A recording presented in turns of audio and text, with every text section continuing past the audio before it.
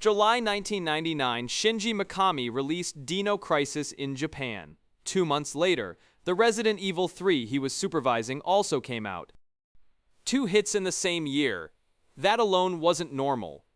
The origin of Dino Crisis wasn't normal either. When it was pitched in late 1996, there were no dinosaurs in it. The prototype was fighting snakes and gorillas in a jungle. Mikami saw the prototype and said replace them. Make it dinosaurs. His reasoning was specific. Zombies are slow, you can dodge them, lead them around. Dinosaurs are different. Dinosaurs run faster than you, hear better than you. There's no negotiating with them. They only see you as food. He said his inspiration was the Jurassic Park novel, not the movie. The book has a scene, the protagonist gets locked on by a T-Rex. That feeling of being a prey animal, that's what Mikami wanted to recreate. He coined a new label for this game, Panic Horror, to separate it from Resident Evil's survival horror. Resident Evil is a haunted house, moments of peak terror, moments to breathe. Dino Crisis is a roller coaster. Dinosaurs chase you through doors from one room to the next. Get bitten and you'll bleed continuously. You have to use a hemostat immediately, or you'll bleed out. Velociraptors can even knock the gun out of your hand, leaving you unarmed midway through development. The team got pulled away to save Resident Evil 2. They came back after finishing that, so the game took 2.5 years, longer than most Capcom projects. The protagonist is named Regina. Regina is a code name. Her real name is classified.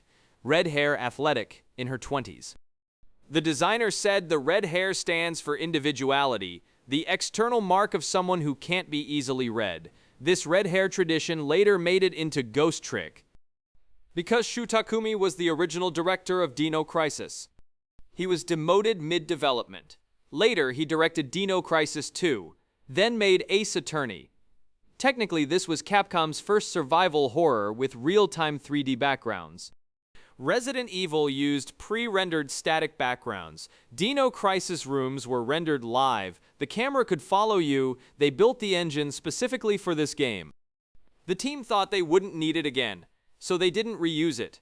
Released July 1st, 1999 in Japan. Sold over 300,000 in the first week. #1 in Japan. Worldwide, 2.4 million copies. IGN gave it 9.2. GameSpot gave it 8.5. Capcom decided to make a sequel. In 2000, Dino Crisis 2 came out. Shu Takumi was now the director. Mikami stepped back to executive producer. This entry changed. No more slow puzzles. It became combo-driven, score-based action shooting. Metacritic 86, higher than the first. Sold 1.2 million copies.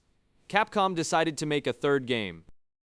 The original concept for 3 was this. A modern city gets time displaced by a third energy accident. The entire city is sent to the Cretaceous period. Dinosaurs flood into human society. The protagonist leads an AI squad fighting urban dinosaur warfare.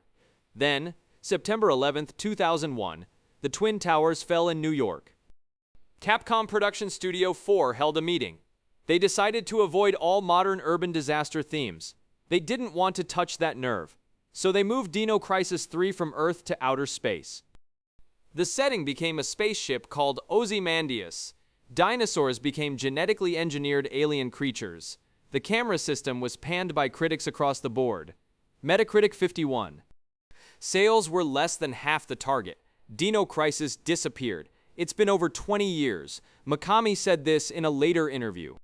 Monster Hunter has already covered everything dinosaurs could do. I'm not sure how much space is left. The creator himself pronounced the series dead July 2025. Capcom re-registered the Dino Crisis trademark in Brazil. The same year the game came back on Steam and GOG, fans went wild. Then, according to a leak, Capcom had actually tried to reboot this IP twice. Once given to Capcom Vancouver, that studio got shut down. Project cancelled. The other attempt given to an unnamed team. Results weren't good, cancelled. So here's where we are. Trademark exists. Games are back on sale. But no new project. Mikami himself doesn't believe it can come back. Both remake attempts failed.